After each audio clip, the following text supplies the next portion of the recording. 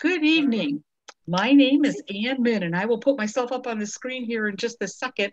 I did want you to be able to see this opening thing that we are recording this for the Embrick website. So if you would prefer that your picture not pop up when you talk or whatever, then you might want to turn your video off.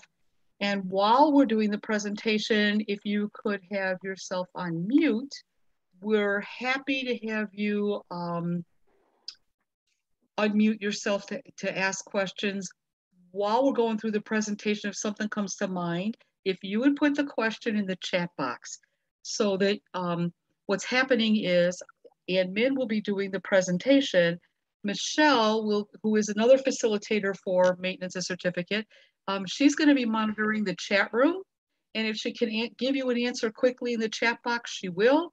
And if she can't, then at the end of this, we're going to stay on and answer all the questions so that when you go to bed tonight, your stomach is not in knots because you can't figure out how to do something.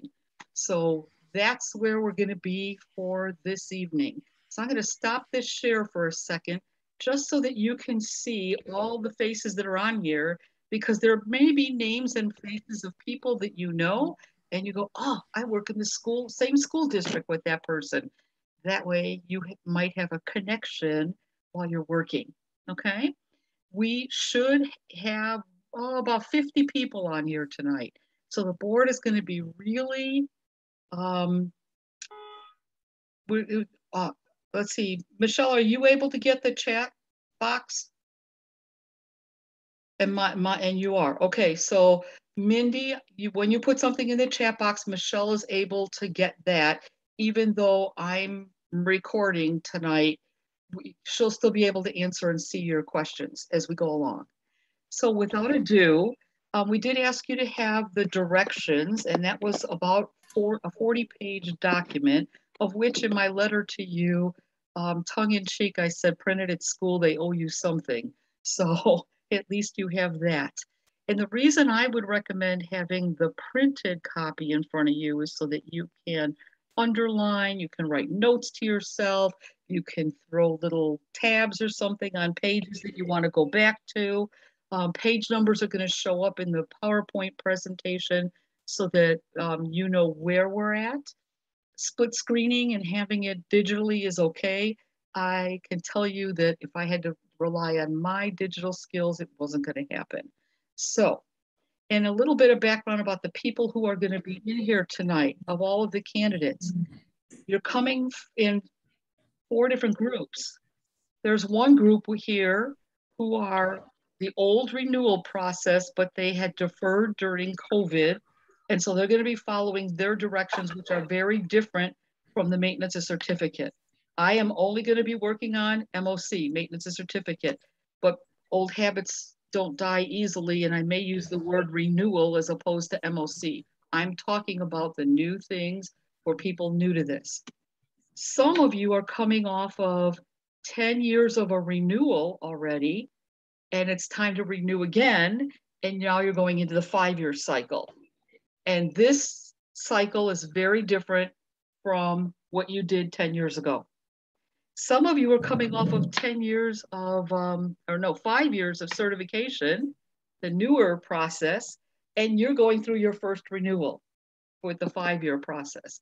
So, and can I interrupt you for a second? I do think there's something disabled in the chat because it's only letting me message you right now. So I wonder if there is something that's disabled in the chat that we did not catch. You know what? Settings. Probably in our settings. Mm-hmm. Okay. All right. So, well, we'll have to look that up. Are you able, Michelle, to see their names? Are you able to see their names? I can see everyone's names. I'm fine with that.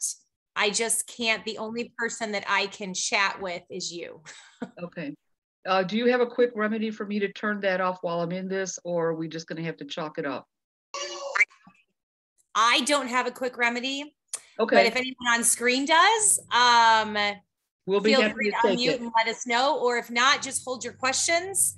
I can also, we can also have them emailed and we can do a frequently asked question, or we can just share everything at the end too. That's totally fine. That works. All right, I'm going to steal your screen now. Oh, Michelle, you're not how do I make you a co-host, Michelle? And then we'll do that. That might actually help. Okay, where on my screen? Because I don't ever use a co-host.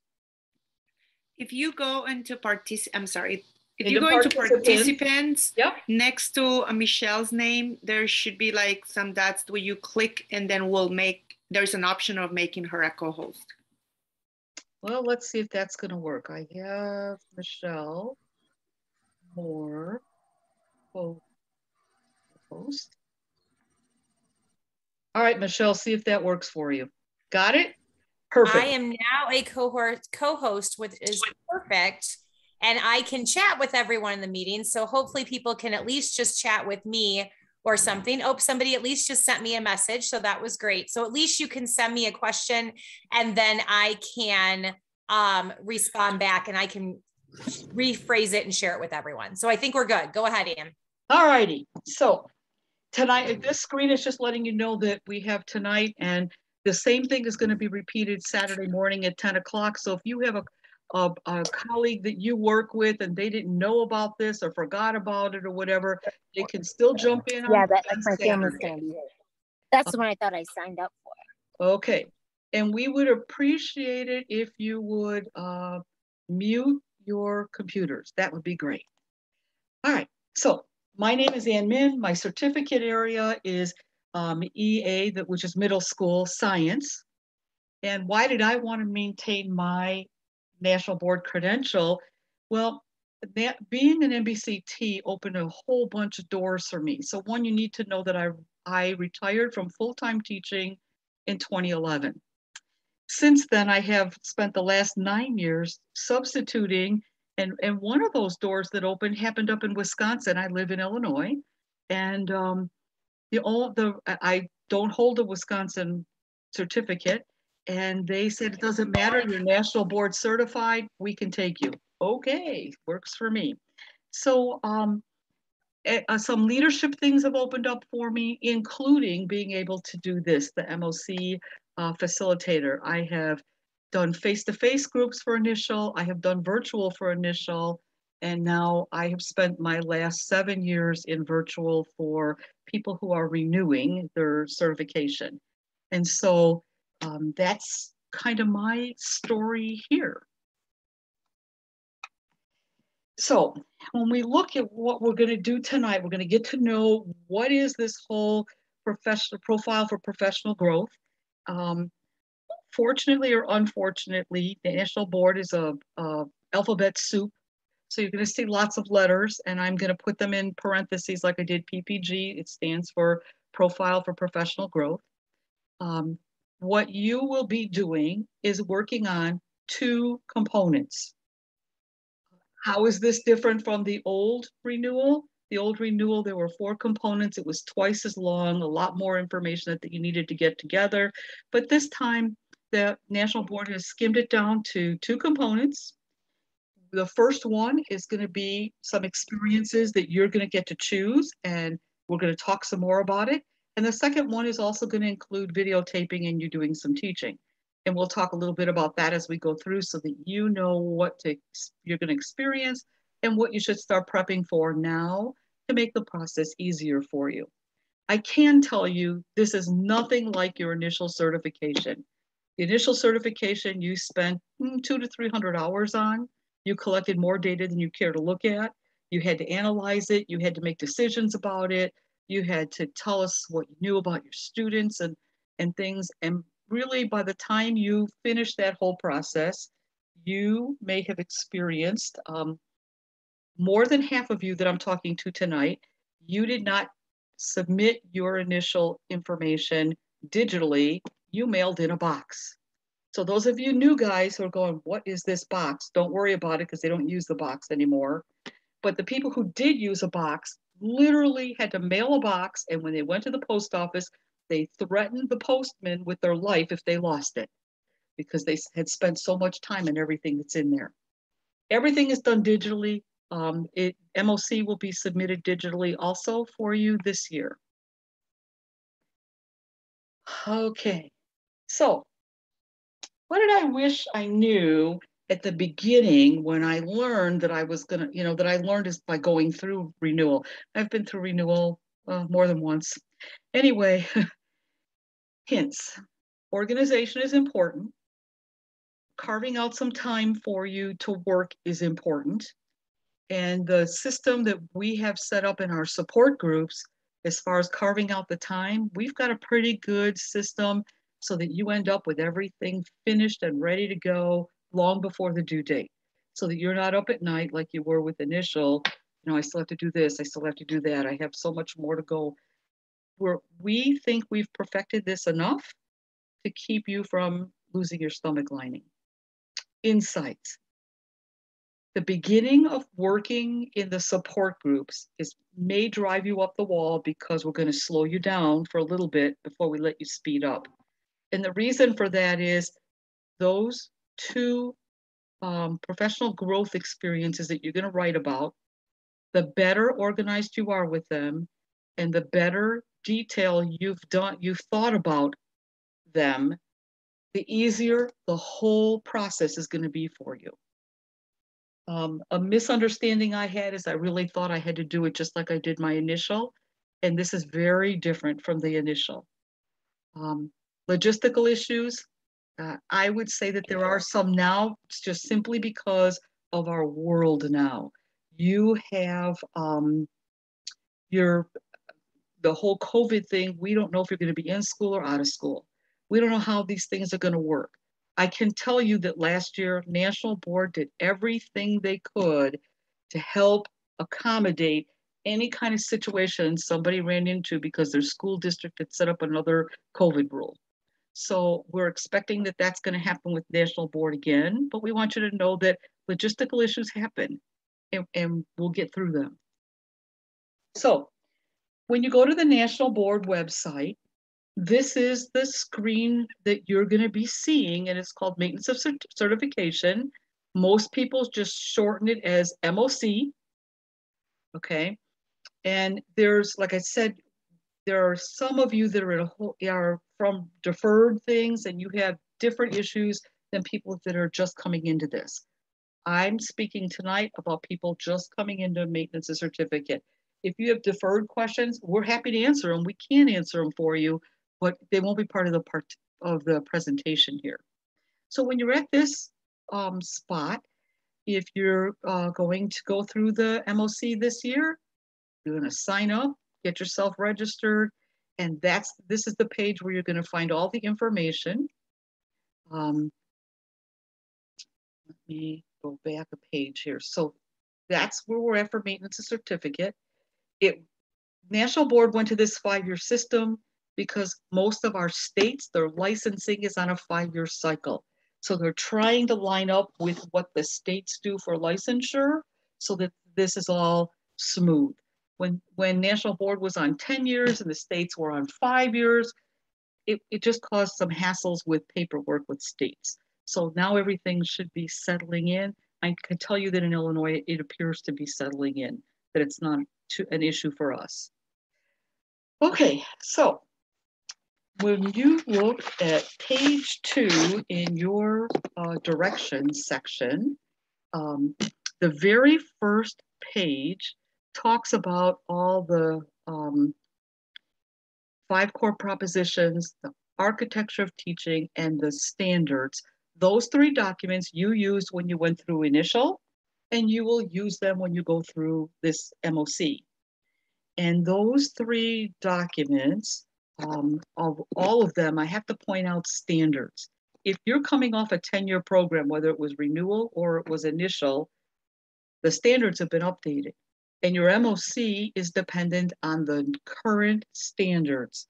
So make sure that when you're looking at these 3 documents at the National Board website, that you're looking at the current standards and not going back to all the old materials you stored because you saved everything from the first time around and using those standards because standards have been updated. So you might recognize this, and you might have seen this architecture of accomplished teaching looking like a DNA molecule. And what I'm referring to, if you're not sure what I'm talking about as far as the DNA molecule looks like, page 9 in your direction booklet has the architecture of accomplished teaching the way National Board drew it. And here in Illinois, we refined it. And so there are a couple of different things there, things that are in the boxes, okay? Those are, you know, the original going with the DNA molecule. But if you look at the black things, which say domain 1 and 4 and domain 3, that's from your evaluation system, the Danielson model. So we have cross-referenced everything for you. So it's all in one document, which many people refer to this as the placemat, because when these first came out, they were laminated and they were like little charts that we gave you about the size of a placemat you would put on your table. So if you hear somebody say, oh, go back to the placemat, this is what they're talking about. They're looking at this particular document. This is the back side of that document. So the first column compares the 5 core propositions. The skinny column are the Danielson framework and what goes in there.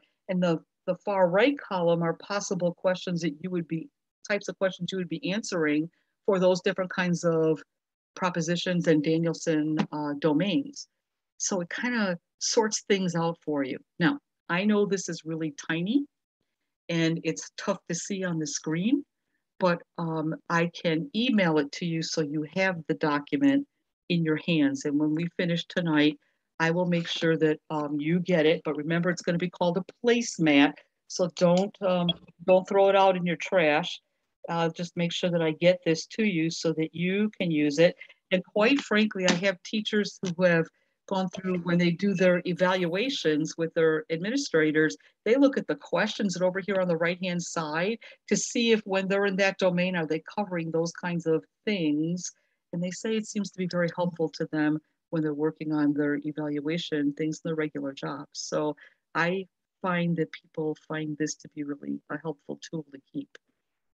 So the focus of PPGs, that's this professional growth, okay, is what you continue to do in the classroom, what do you do for yourself as a lifelong learner, and what do you do to enhance student learning? So when you're writing, we're wanting you to think about those 3 parts of your teaching life. So what's a comparison between the between initial and maintenance of certificate?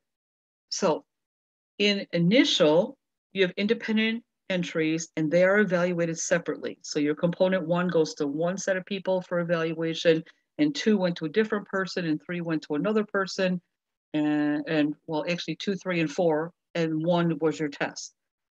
In maintenance of certificate, when you turn your materials in, it's going to be read by at least 1 person and possibly 2, just depends on the numbers that National Board's using for scoring. They're going to read the entire thing, front cover to back cover. Okay, so it's a holistic type of evaluation instead of a separate type of evaluation. A lot less pages, about maybe 26 pages long. That includes the pages that have your evidence on them. The actual writing portion is not that long. As compared to your initial, in your initial, most of your components, depending on which certificate you were doing, you were anywhere between 12 and 20 pages. Both of them are rigorous and demanding. In initial, you get a score. You have to have 275 in order to be considered certified. In maintenance of certificate, you're just going to get renewed or not renewed. Okay. First question I always get is, okay, so how hard is it to renew? The numbers we have from National Board tell us that about 95% of the people renew on their first try. And being, you know, the person that I am, I don't care about the 95. I want to know, well, what's the 5? What's in there? And in the 5 are a whole bunch of things. They're candidates that sent in their information but didn't upload everything. Most of the time, what's missing is they forget to upload their evidence. They send in all their video, their writing, and forget the evidence. So that's a reason for not renewing. It also includes people who no longer teach in Illinois, but were eligible in Illinois. It also includes people who have retired from education and decided not to renew. And unfortunately, there are some teachers who pass away too. And all of those names, if you were nationally board certified and 2021, 22 is supposed to be your renewal time, they all get the letter, whether they're in education or not. And so that number is pretty deceiving. So tonight I want you to go to bed and go, phew, I'm not under all that much pressure. I'm not telling you it's a walk in the park. I'm telling you that it's not as difficult to get through it the first time as it was with initial certification. So we'll work with that. So the components that they have, there are two components. Component one has these professional growth experiences, okay? And the written commentary is 4 pages of writing for each experience. Evidence, you can only have 2 pages of evidence for each experience. What are these experiences? Well, it depends, because what's nice about MOC is you get to decide what we're going to look at. You're looking at your career and saying, okay, well, I have spent over the last 5 or 10 years, since it's time now for me to renew, we're really working on developing myself as a lifelong learner. Maybe there are new things. I know the whole literacy, technology's exploded. Some of you, it was a learning curve on technology, and technology might be the topic that you want to write about. Maybe you've developed a program in your district that the whole district is using now. Maybe there's a pet project that was really important to you, or a leadership role you've taken. Maybe now you do a lot of, professional development for your district and stuff like that. So you're going to get to decide what you're going to write about. Where initial, you didn't get to decide. They told you, okay, component 2, you need to collect student evidence of 2 students and how their growth has been over a period of time. And it has to be in social studies or whichever certificate you're in. You have a lot more freedom here with MOC, but sometimes that freedom also gives you a brain freeze over what am I going to choose? And we're going to help you do that, help you think about what you're going to be choosing. Component 2, you're going to take one of those growth experiences from component 1, and you're going to demonstrate it in a video with students. So when you're picking your growth experiences, like I can tell you one of my experiences I did myself as teacher's learner in technology, because I'm in science. And when I did my first renewal, things like probes and computers and stuff were just coming into the lab. And it was a learning curve for me. So my video, when I wrote about that as a PGE, it was in mind that, okay, I'm going to do a video of a science lab where the kids are using this technology so that they can see how what I learned was applied to my classroom and why that was a better fit than prior to having all that technology. So when you're choosing a PGE, that's going to be one of the things that you're going to want to think about is which one will I be able to demonstrate in a video? The video is only 10 minutes long. Some of you, depending on what certificate you're in, you had videos that were 20 minutes long, but this one's only 10 minutes. And in the MOC, you can break up your video into 3 pieces. So you can start and stop your camera twice. Within a video segment, you cannot do any kind of editing, but you can start and stop. So if you want to show the beginning of a lesson for 2 minutes, and the middle of a lesson for 2 minutes, and the end of the lesson for 6 minutes, you could do that. And you have a 5-page. So really for the amount of writing you're doing, you have 13 pages of writing. You have 4 pages of evidence and a video. A lot less than the first time around. So we're going to take a look at this whole, what's a PGE and a little bit there. We'll concentrate on this a little bit for you to give you some background. So professional growth experience refers to an activity which you've learned something new that's influenced within or beyond your classroom. But I want to call your attention to these words: impact on student learning. When you go through your direction booklet, if you really pay attention, there are very few pages where that phrase does not show up. I started on the directions, and I only went through the first 6 pages, and I didn't miss a page where that phrase didn't show up. And those of you who will choose to use the support groups, we're pretty insistent that when you're doing your writing, you want to quote that in your writing. How is what you're writing about impacting the kids that you see, directly or indirectly? And some people are like, well, what's the difference? Direct would be me in front of my class and I'm doing the teaching with the kids and the kids are learning from what I'm doing. Indirect might be on a day that I'm doing professional development with my teachers and they're going to go back to their classrooms and impact their students. So I indirectly impacted their students. So it can, PGE information, you know, a PGE thing that you pick can happen, could have started before your certification, but it had to have continued and you have to be able to document, well, how did you make this better as you went along? So if we're looking at page 14 in your direction booklet, there's a gray box at the top of that page, and that's the rubric by which your whole MOC is going to be scored on. Remember, you're not going to get number scores, you're just going to get certified or not certified.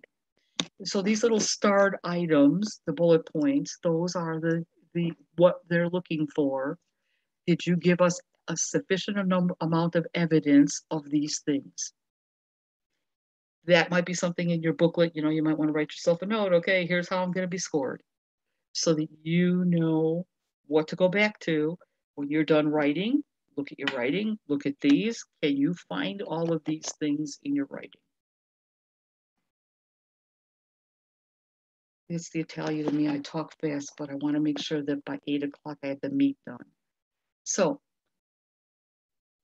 the PGEs, when you look at pages 16 through 19, that's all the information about component 1. And you know, the page 16 gives you the specifics, how long, you only get 8 pages to write. When you are on page 17 and 18, you're getting more specific directions. Now, I really want to take a look at page 17. And the reason I want you to look at page 17 is, once you've picked out your 2 PGEs, you're going to have to put a written commentary together with some evidence that supports your writing. And there are some things that you have to do. And on page 17, they tell you. So if you've got your pencil ready, you're looking at page 17. In the middle of the page, you see numbers 1 through 9. 1 through 5 have to be answered for both PGEs. So when you write about your first PGE, you have to answer those 5 questions. You write about your second PGE, you have to answer those same 5 questions. Okay, now, what we recommend in our support groups is that you take these questions, these prompts, and copy and paste them into a document. And when something crosses your mind, write about it underneath the question, but leave the question there. So you're kind of making bullet points to yourself. So when you do block out time to sit and actually write, you can go back and go, oh yeah, I did think about that about 4 days ago. And I think I'm going to use this, or maybe you're not, you're going to kick it out, but it helps you remember what you're doing and it keeps yourself organized. Below the 1 through 5, though, you see 6, 7, 8, and 9. These have to be answered at least one time, and it doesn't matter which PGE you answer them in. It could be in PGE 1 or PGE 2. It's been my experience that usually you cannot answer all 4 of them in a single PGE. Some people try to force them. Don't force them. It's like, trying to put a square peg in a round hole. Right to the ones that fit. The ones you can't answer in PGE 1, you answer them in PGE 2. Usually across the 2 of them, these will all flow fine. So you're going to write yourself a note in your booklet that these have to be answered one time at least. Can you answer it in both? Absolutely. If you want to write about technology in both PGEs, you absolutely can. But you don't have to. You have to answer it at least once. And in your support groups, we're going to talk about things like, if you notice, I have words that are bolded. And I'm going to back up the slide because you're going to get your pencil ready. And you're going to look at your page 17, underline the bolded words. National Board doesn't bold them in the writing here, but those are the key words to those questions. And those are words that when we're working with the support groups, we encourage our candidates to bold those words, and those words should be used in their answer for that question, because that makes the answer of that question stand out. So the person who's doing the scoring doesn't have to look to see, they answer question 1. They can clearly see that you bolded context and needs, and they know you answered question 1. And that's really important when you get into 6, 7, 8, and 9, because the 6, 7, 8, and 9 don't have to be answered all in one PGE. So if you're going to do 6 and 8 in one of them and answer 7 and 9 in the other one, having those bolded words bolded helps the scorer know which questions you're answering when. More of that will be talked about a little bit later when we talk about support groups. But I'm going to give you this, and then I am going to move to the next slide. If you don't have them underlined, don't worry, we'll go back to them so that you can do that. And if you choose to be... to go back into the hamper after you're wearing them. If you could mute your computer. If you choose to be in one of the support groups, then we have this up again in our support group too. So you'll see this a couple of times. I'm going to move it to the next page. If you need to come back to this page, just let Michelle know in the chat and we'll go back to this page later on. So here's 6, 7, 8, and 9. And so if I'm going to describe about integrating technology, I'm going to bold the word technology in my writing. So when the scorer's doing their scoring, they can see, oh, here's where she's answering number 6. Here's where she's answering number 7. Hopefully that is clear for you. I'm going to keep quiet for a minute here and let you finish underlining. But please remember, we'll go back. Just let Michelle know in the chat. I was going to say also, and at the end of the night, can we put a link to these slides in the chat so that they have this to reference? Or if you just share it with me real quick, I can do that. Yep, no problem. Okay. So you will get that back. So don't worry. And everything, if you do sign up for our support sessions, we do this and a whole lot more. Yeah. All righty. I'm going to move to the next slide to keep us moving. So how do you come up with these PGEs? One of the things that we recommend is that you sit down and start making a list. And this list is going to be everything that you can remember doing. Now, if you're coming off of 10 years, over the 10 years. If you're coming off of a 5-year program, over the last, since you, over the 5-year program. And things like, what classes did you attend? What professional development did you do? What leadership roles have you done? Have you done any big projects at school? You started something with kids, pen pals that are international or something. So you're going to start making that list. And when you think you've got your list finished, then it's time to sit with a colleague. Because for most of us, we tend to go to things with other colleagues, or we work on a team of teachers, or we're in a department that we can work with. Let somebody look at your list, because 9 times out of 10, they're going to say, hey, don't you remember when we both did blah, blah, blah? Add that to your list. And I don't know about in your building, but in my building, our administrators kept track of things that we were involved in. And so when I thought I had my list finished, I ran it by my principal to say, hey, do you have anything in your folder on me that I forgot to put on here? So that's another thing, another place where you could get some information. And especially if you're coming off a 10-year program, because I'm lucky I can remember what lunch was, much less what I did 10 years ago. Especially because when you went through your initial, No one told you to keep track of everything so you were ready for renewal. And so that may be a little hard for the people coming off 10 years. Anyway, these are some suggestions. Now for me, I put my things, when I was making my list, I used a pad of Post-it notes and I put one thing on each Post-it note.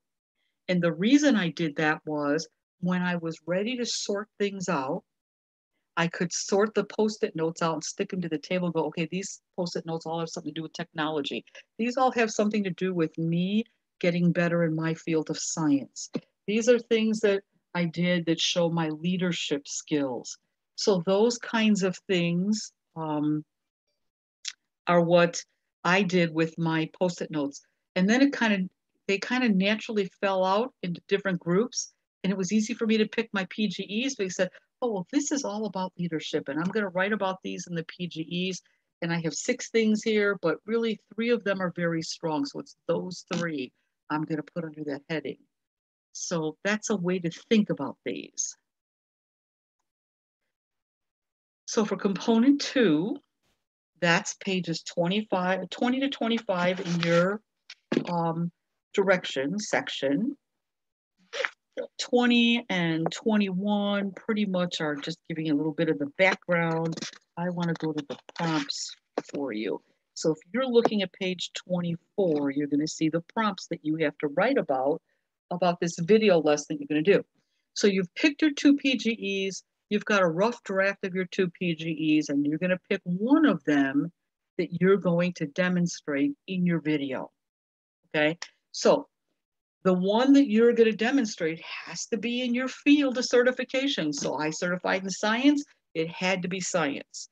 If you've moved, let's say you were a classroom teacher and now you're an administrator, or you were a classroom teacher and now you're a coach, you're going to have to borrow a classroom because you're going to have to teach in your field, in your level of certification. So if you certified at the high school, you have to be working with kids that are 14 or older in the certification area that you had.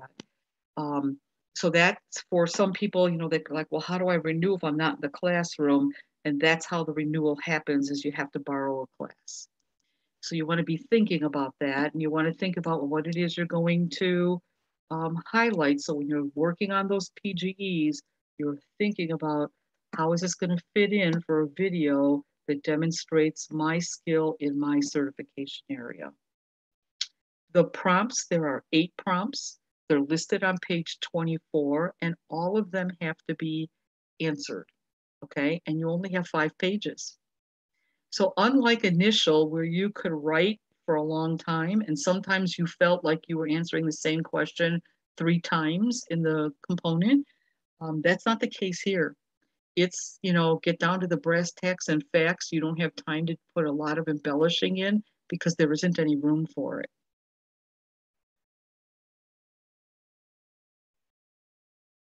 All right, so these are the 8 questions or the 8 prompts that you have to answer. They too, we've bolded the keywords in them. And so when you're writing, in our support groups, we tell people to take the question and reword the question. That should be the very first sentence of your paragraph when you open it up so that the reader knows what question you're answering. And I know that that makes people in the language arts English department crazy. So minimally, the bolded words should be there so that you don't want the scorer to have to hunt for an answer. You want to make sure they know where the answer is so that it's successful. And why would you want to make yourself crazy, you know, worrying about whether they're going to figure out where all the answers are? This is an easy way to sort it for them. I can speak to that because on the other side of my life, I've done scoring for National Board. In the initial, I can't score MOC because I teach MOC. So it makes it much easier for the scorer because we literally have a checklist in front of us and we have to check off that we can find the information. And then when we find it, is it good quality? So by bolding those words, you're already showing me where it's at.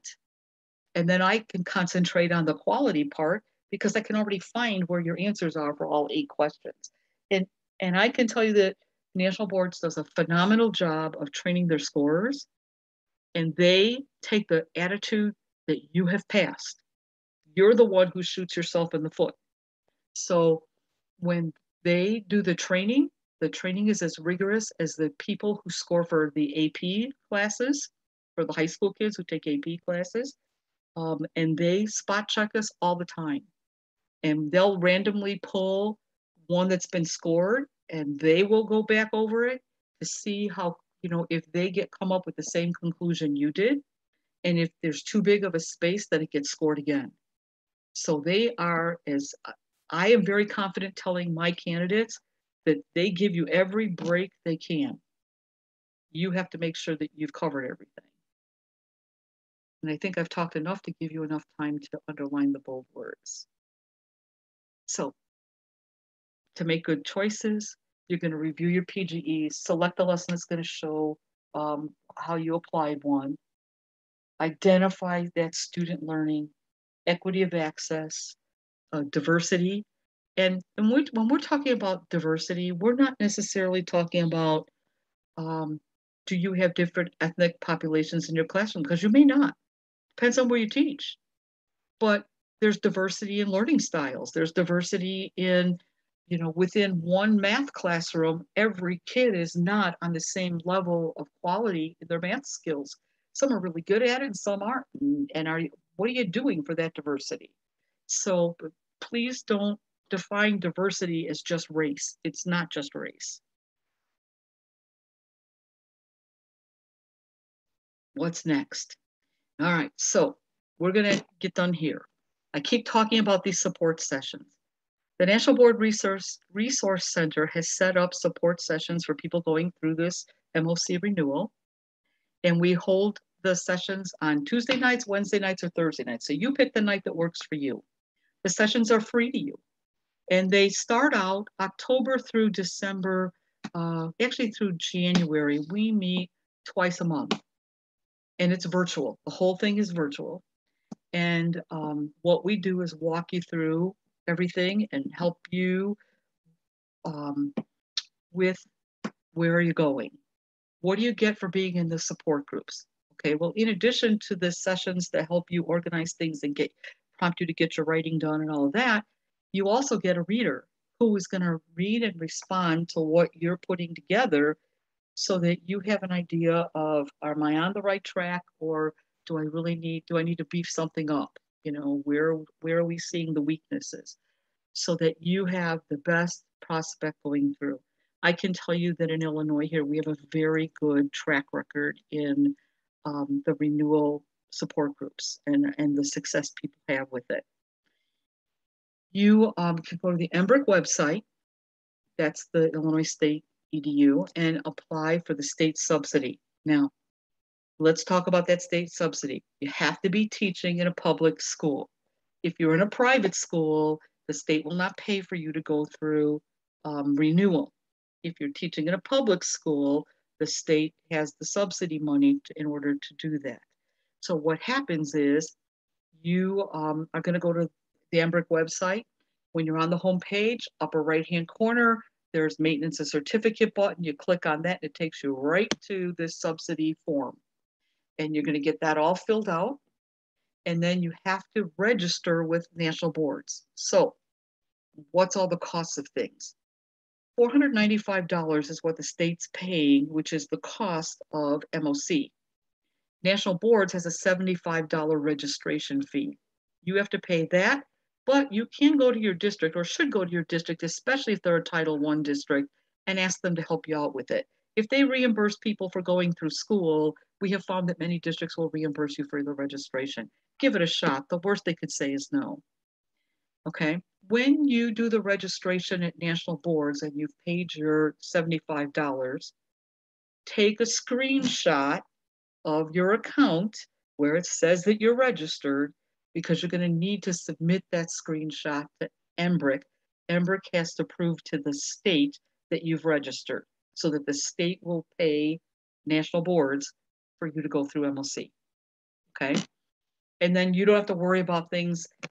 Jennifer Dotson is the person from the Illinois Resource Center.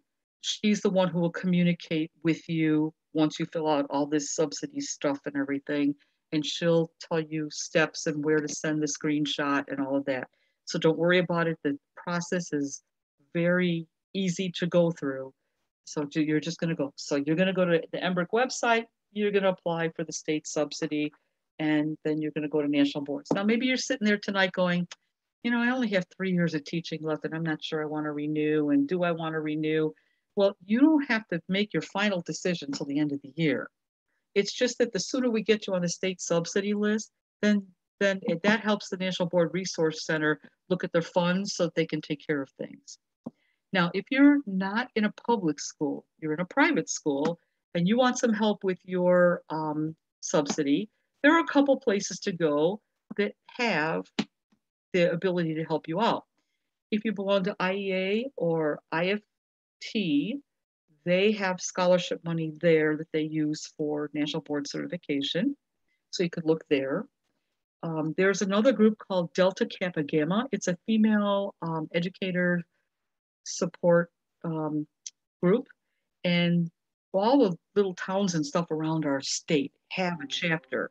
So find out where your local chapter is, because they have support money for teachers who are going through national boards. And so we've had quite a few people be able to get from their local Delta Kappa Gamma group money to help them with support.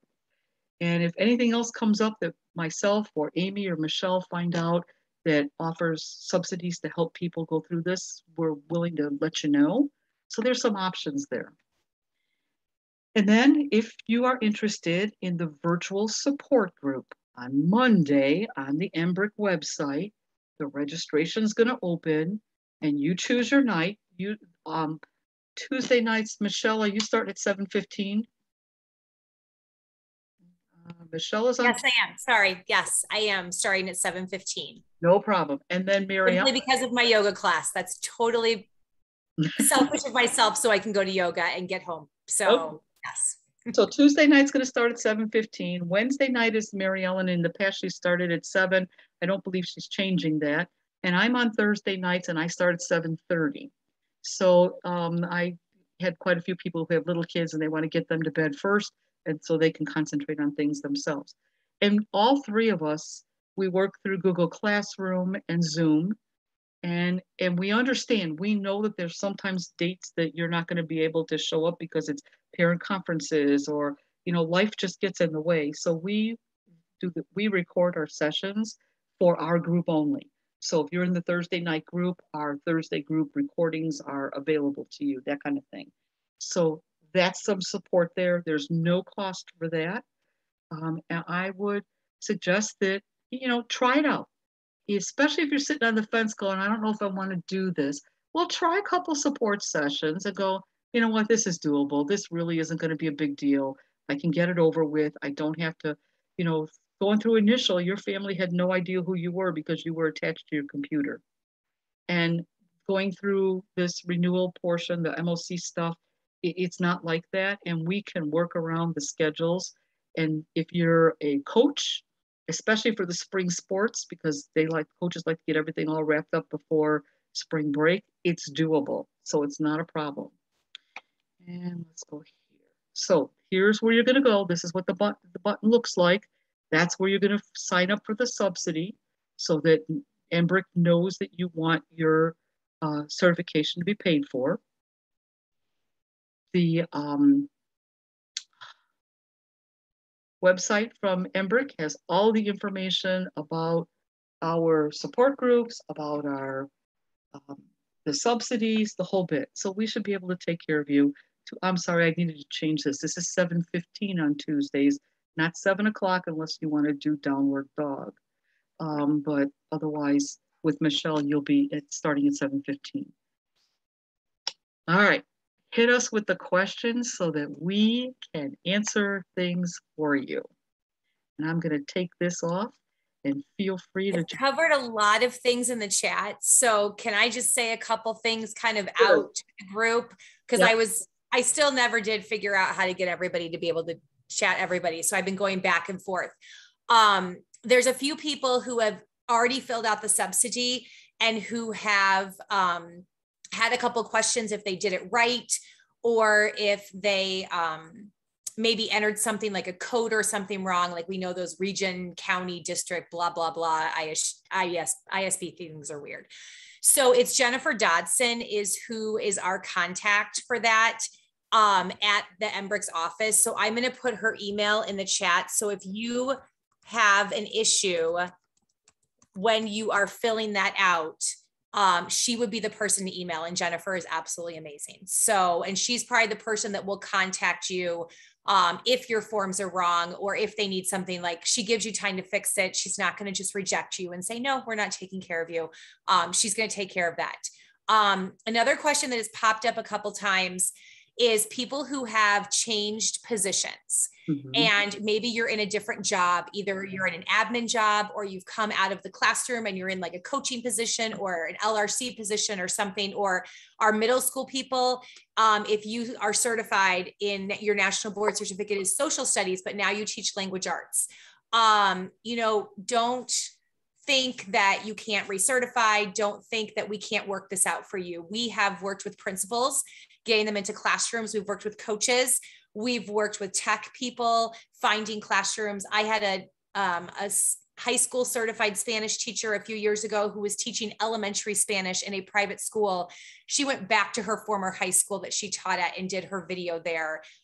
So we work around that and we brainstorm that stuff for you. So if you are a little nervous about that because your job has changed, please don't. We get very creative, and we figure it out for you, because not everyone stays in the same position that they were in, you know, when they certified, or even the same age level. So don't be nervous about that. I think, and then a couple of questions as far as signing up for support that will pop up on the site on Monday. And it's not popping up until Monday because we want to, well, you guys would all love to claim the spots tonight. There is another Jumpstart on Saturday, and we want to make sure everybody has fair game. But Amy's also working with us. We know there's a lot of people, and right now there is only 3 of us. And so we will work to bring in another facilitator if our numbers get, you know, way out of control. We won't have class sizes of 60 or anything like that, right, Amy? So just, it should come up on Monday. I'm thinking, Amy, will it pop up Monday morning? Yes, and we'll also send it in a link out to folks as well that have applied for the subsidy. Okay, so that's a great way to get that link right away, is go ahead and apply for the subsidy before Monday, and then they'll have your information there. And Amy just put in there that administrators can apply for the subsidy as well. So as long as you're in a public Illinois high school. I think I'm good. So we can go on with other questions. Okay. Well, I'm going to pop in with some other information, like the session tonight. When we're finished, Michelle has the attendance from tonight. We're going to send you the form from ISBE, the evaluation form, so that if you send that back to me, you email it back to me, then we'll send you an evidence sheet. Now, is the evidence sheet going to come back to you right away? It's not, because the state is changing the code numbers for the school districts, and we haven't gotten ISBE's, or we haven't gotten MBRIC's code number yet. As soon as we get it, then you're going to get the evidence sheet. So don't worry about that. It might be a week or 2 while we're waiting for them to finish it up, but as soon as they finish it up, if you're in the support group, each of those times the support group meets, that's 2 hours more of continuing ed that you have. And although you're nationally board certified, you're still going to have hours when you go to renew your license. So this is kind of an easy way to get them too, is through the support group, so that that's another 24 CEUs that you can get with them. Hit us with questions. I'm going to take one that I couldn't answer. Where on MBRIC's website will the link be to sign up for support? Will it be on the direct homepage, or will they need to click on MOC off to the right? We'll have it in a couple of different places, but we will, on the homepage, we will have it under MBCT's maintenance of certification. So when you go to MBRIC site, and you'll see on a gray bar at the top, it says MBCT's. On the left-hand side, it says maintenance of certification, and that's where the link will be. But we will also be emailing it out to folks too. And then Anne, do you have up in front of you, and if not, I can go to National Board's website, exactly what years are eligible this year? Because I always do the math wrong. I always do the math wrong. Which years of certification are eligible to go this year for MOC? I didn't have that printed in front of me. I'm going to look in the direction sheet because I think they have a calendar in there. And someone is possibly saying 2023 and 2022. And I think Amy just sent me, yes, Amy just sent me the link. So I'm going to put a link into the chat that shows you the year your certificate expires and when your application windows are, so that you can double check that to see, are you ready for this? If your certificate expires in 2022, that would be July, then you have to do it this school year. This is your last shot. If your certificate expires in your license expires in 2023, then this would be your first shot at it, and next school year could be your second shot at it if you needed it. Now, those are for people who haven't deferred. We know that we have a handful of people who've gone through all sorts of COVID deferrals. You're totally different. We're going to have to talk to you one-on-one because you are different. But for the new people coming in, people who are coming off of 10 years of certification or 10 years of renewal or 5 years of certification, 2022 and 2023, those would be the two groups that would be working on MOC this year. What else can we help with? And some questions are coming in about, what do you think would be the best order for them to do? To do the subsidy and then register with National Board, to which I believe is the order, and then Amy's nodding her head at me. I'm just clarifying. It's late. Website first. Our website first, and you're going. Okay, so MBRIC website first. Fill out the subsidy form. If you're ready to register with National Board, you go to them next. Once you pay your $75 registration, that's the screenshot that you're going to take. And by that time, MBRIC will have sent you the email of where to send that screenshot. And our office has received some emails from folks that have already paid their $495 instead of going and applying first. Just so you know, our office does not reimburse because that money has never come to us. And so you would have to work with National Board to get any money back. And so please, please, please fill out the subsidy first. Jennifer Dodson will then contact you if there happens to be any issues with your application. We will work with you as much as we can to make sure that you are approved for the subsidy. And then she will provide you the next steps to make sure that you have everything correct in your account. But please do not go in and pay first. Please try to apply for the subsidy. As long as you're in a public school. There was a question that popped up about additional, are there any other additional resources and things besides the document that you printed for tonight? The document you printed for tonight, that's your Bible. That's all of your directions.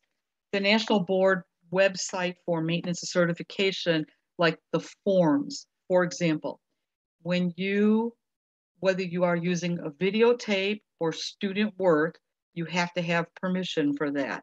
And if you remember from initial, you had to have the parents sign off that it was okay for their child to be on the video. And the directions have gotten a little bit more stringent. They don't have to necessarily be seen on the video, but if they can be heard on the video, you still have to have permission for them.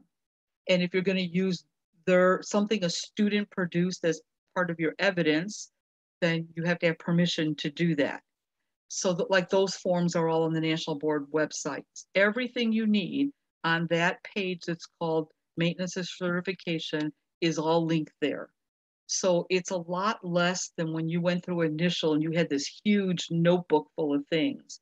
Now, in the support groups, we've developed some materials to help you practice and help you, organize your thoughts and get your things together that we use there, but those are not general resources that are out that can be downloaded anywhere. Those are copyrighted materials from Rubric, and so we use them in our support groups and share them with you through that. And then I have another one here that says my certificate expires. Your national board certificate expires in November of 2021. Did I miss the window or was I deferred due to COVID? Okay, so you're gonna have to contact National Board.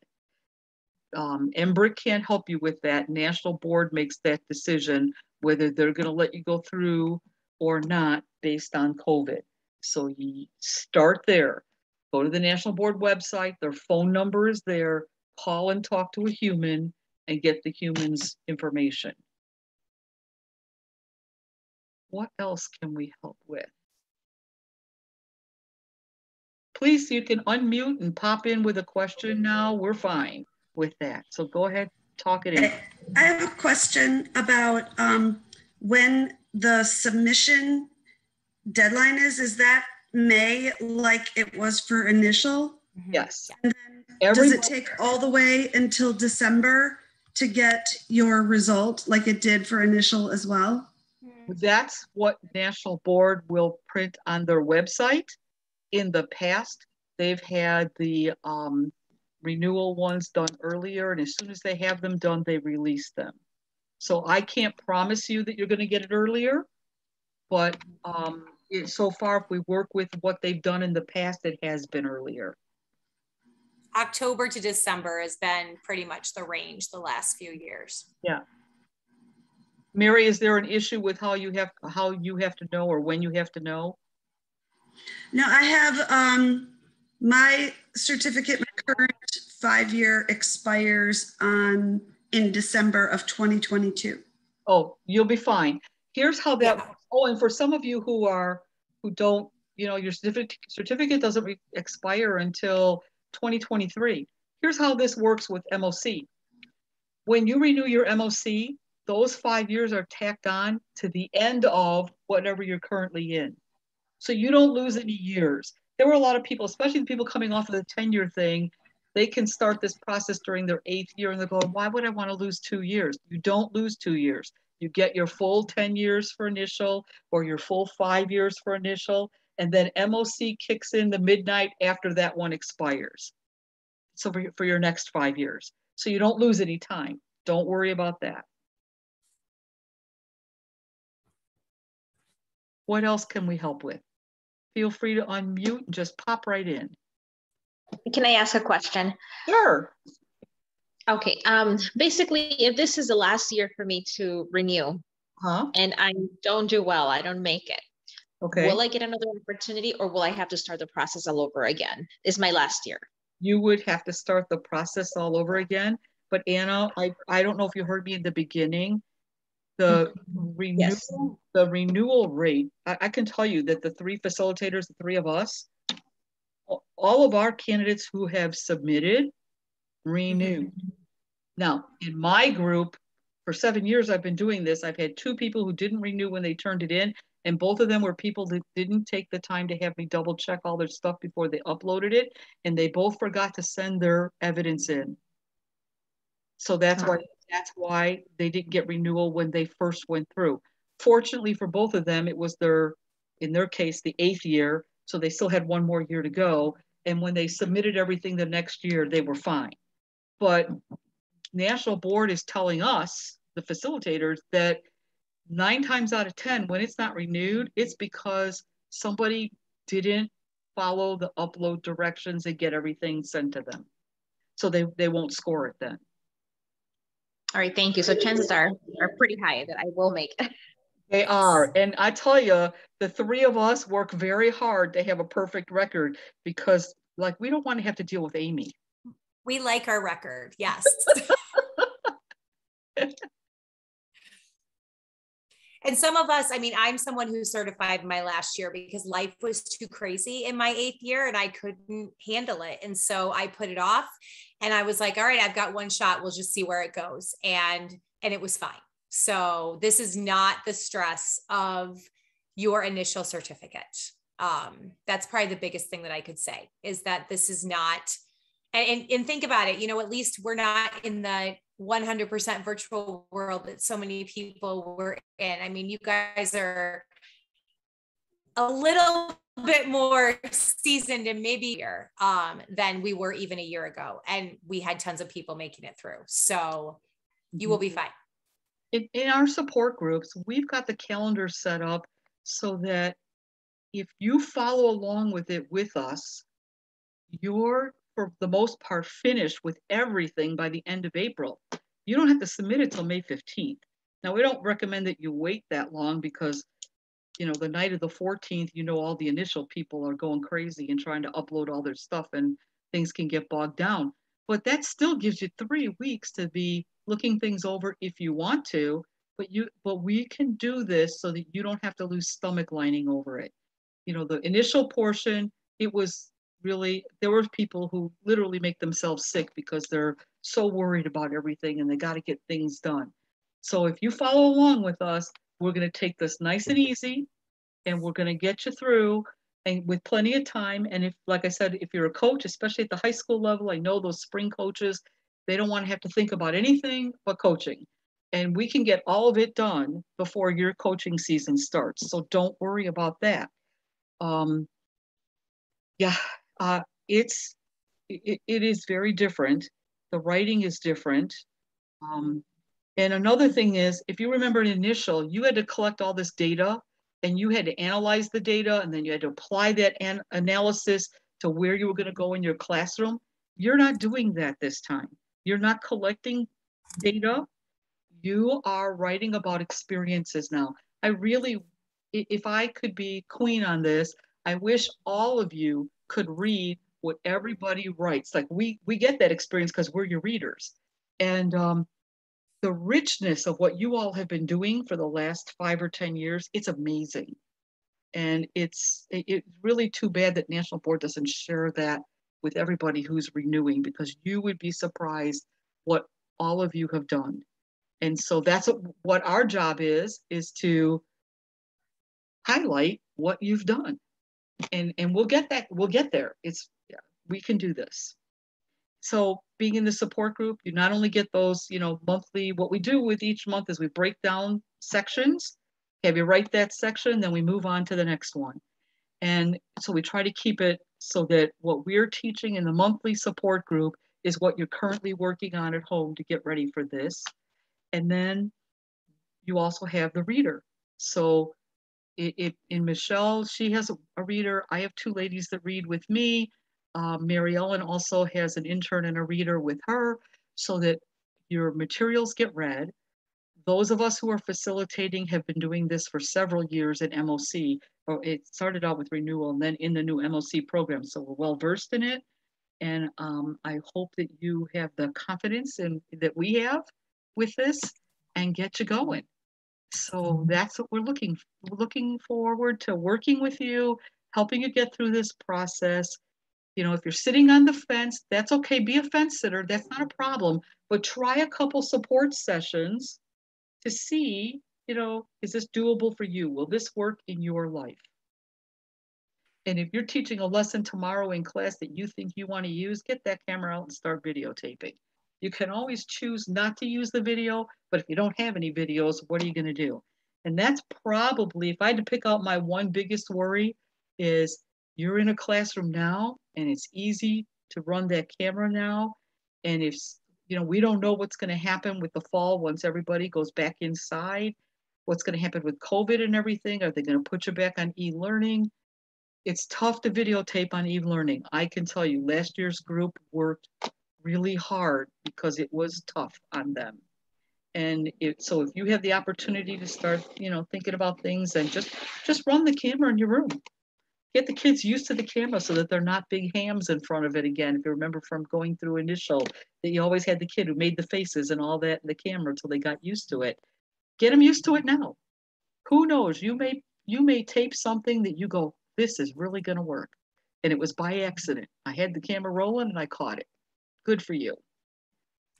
What else can we do with? And can I make a suggestion also that you practice the video? What I've noticed from my my initial candidates is the masks muffle the students so much that you really do have to play around with volume and camera placement. So if you throw your camera in the classroom tomorrow and you can listen to it and pick out the good spots in your room, you'll be ahead of the game. So even if the lesson you're teaching tomorrow isn't your exemplar lesson, you've at least played around with the sound. Yes, I would suggest that too. That's a really good thing. But do know that when you're writing, if you've got a great video, but there's 2 student answers that are hard to hear, you can always quote them in your writing, but it's taking up space in your writing. So the best you can do with camera or with microphones is play around with it. See what works for you that gives you the best sound. Michelle, you were going to pop in? Yeah, I was just going to say, start having those conversations now with your LRC directors, with your instructional coaches, with your IT people in your district, as far as what might be available. I went from filming my initial back in 2005 with a video camera on a tripod to my renewal being filmed on like a flip camera, to now we have so much different technology. And this past week, there was something that was being filmed in my room for a totally different purpose. But I was able to kind of just play around with the camera, and we have something called a swivel. But I was so amazed at the sound on it. I was like, oh, I'm going to need this in like 4 years for my renewal. So don't get rid of this because I'm going to need it. But there's just been so much different technology that has come out. People play around and they videotape on iPads and they videotape on their smartphones. But just start talking to the people in your district. And if you're a high school person, start talking to your high school kids, or if you have high school kids, because boy, can they do this stuff better than we can. I mean, my 8th grader could probably format my entire video for me if I had to have him do that better than probably I could. So I would just start having those conversations now and not be stressed about those conversations in like November, December. Just start having the conversation with the people, like start scouting out the people in your district who you might need to make new friends with and buy coffee for, who might be able to help you out there. And you're right with checking with the IT people, because sometimes they get their hands on new pieces of equipment to try out and they don't know who wants to try it. And if they know that you're going to have to videotape and you have to have good sound, yeah, I heard Michelle talk about swivel, and I'm working with 2 teachers in Alabama right now, and they happen to have the 360 swivel, and it is amazing because the sound, it's a lanyard that they're wearing, and as they go around the room, it's picking everything up. It's amazing, and the camera follows them as they walk around, so it's really a cool thing. And you might not know about it, but I'll bet if you ask your IT person, do we have one of those somewhere in the district? I'll bet you've got one sitting somewhere, because that seems to be the new thing out on the market with them. The other was the owls last year. A lot of districts were purchasing those for teachers who were having to do both virtual or synchronous. And no, I'm going to get the terms wrong. They had live kids and they had kids at home, and they had to have a video camera going. And I know my own district was purchasing those at the high school. But I know that was another piece of equipment, so that, any teacher might not know about, but somebody knows something somewhere. So just start making friends in your district. What else can we answer for you? I have one other question, and sure. I'm not sure if I need to contact Jennifer about this. So I went ahead and I paid my $75 already. Yes. But I didn't screenshot. Okay, so where it says I paid it, but it does say if I print out my registration, it does say on there that it says your registration fee is paid and valid for the cycle. So can I just send you that? That's what she's going to need to see. Okay. You can also go back into your account and it lets you screenshot it in there, because I had to do that today. Yeah, I had to do that too, and there is a way that you could go into your account and then go into my purchases and then you'll see your $75 and just there's a view a little at the bottom, a little tiny button, just press in there and it will pop up your payment. Thank you. Thank you. See, these are the things that you guys are better at than Ann and I are because we haven't had to do this. So it's been a few years. I feel like the dinosaur. Mine was all done on paper. I have a quick question, actually. Sure. Two questions. Will the slides that you shared with us tonight, or this evening, will they be shared by email? So that way we can refer back to those? The PowerPoint that you saw tonight will be posted on the Embrick website. And probably it'll take till either Friday or Monday for them to get it uploaded. So it will be housed on, if you go to their homepage, it'll be housed there under the MBCT support. And if you look under MBCTs, you're going to see maintenance and certificate, and all of our materials are stored there for you. Thank you. My other question is, you mentioned that the support meetings will be twice a month. Mm-hmm. 1 to 2 times. Twice a month. And will the dates vary? Will be like the first week and third week, or the second week and fourth week? Just trying to think about my schedule with my own kids and absolutely trying to work things out. We intend to start the support groups the week of October 4th. So the 5th is a Tuesday. So Michelle will start on the 5th, Marielle will start on the 6th, and I'll be on the 7th. And then we tried as much as we could to keep them stable first week, third week.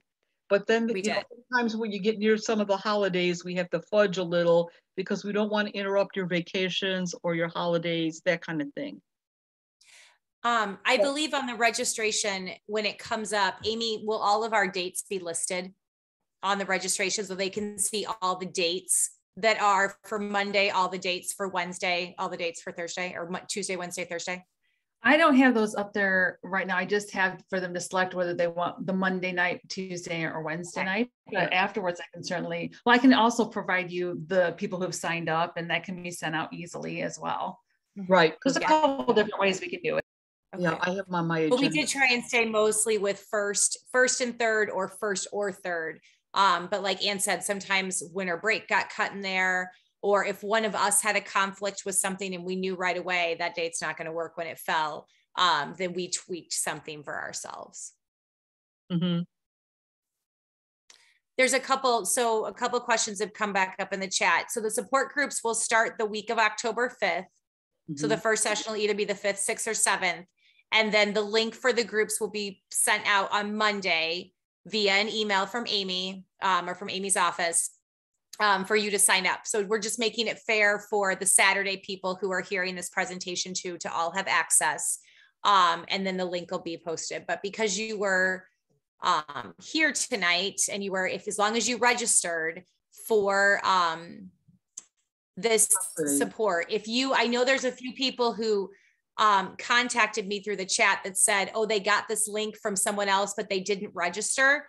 If that's you, and could you drop your email in the chat, and I'll make sure and add it to the Google Docs so that you can receive the email from this too. I know there was at least 2 people who said that to me in the chat that, oh, I got this link, from someone else. Thank you. But they didn't necessarily register, which is fine. But just drop your email so that I can make sure you get it. What else can we answer for you? You are a very quiet group. This isn't going to happen in our support classes. So just so you know, you're going to be ready to chat. If there's nothing, we have nothing else to add to this. And if you don't have a question, feel free to call it a night. Like I said, I'll get the attendance from Michelle. So by the end of the week, I'll send to you the ISBE, the evaluation form that you fill out in your district when you take different PD classes. And then as soon as they give Embrick their new number, then we'll send out the evidence sheet to you so that you get credit for showing up tonight. That being said, I don't hear anybody saying I've got a last minute question. So if you want to sign yourself out, that would be a good thing. Thank you very much. Thank you, everyone. Welcome. I hope we Thank you. shed some light on this for you. You did. It was very helpful. Thank you. Good. Thank you. Thank you. You're welcome. Thank you. Bye. Thank you. Good evening.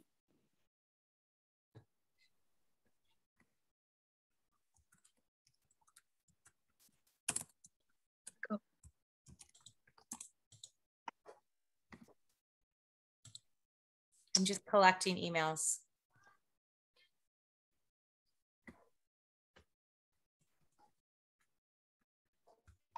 Okay. All right. Amy? And yeah, Ann, just send me a link for Saturday. I'll be on Saturday too. Okay. I can do that as soon as You'll we have to look, and I would look at your settings and make sure for the chat because it was a little weird. You'll have to make Amy a co-host or Ann, or I mean, or Mary Ellen. I think Mary Ellen's going to be on, but I can make Amy a co-host too. That's not a problem. Yeah. Because I can even put links in while you're talking, you know, into the chat for people. Uh-huh. And the questions that Michelle got are pretty much the typical ones that we get. And they were the same, they were very similar to, because when I put the PowerPoint together, I also checked what was in the PowerPoint with everything that people wrote, like, what do I want to know? And so to make sure that we covered all of that. Sounds good. Thank you so much. Yeah. And I'm still, don't close it out yet because I still want to get some things from the chat here. Okay, There's a sure, no problem. Hey, Bethany, can I help you with anything? I still show Bethany Thompson on there. Yeah, she might have. And we're still recording. So you need to stop it. Yeah, I can do that. I can stop. Okay.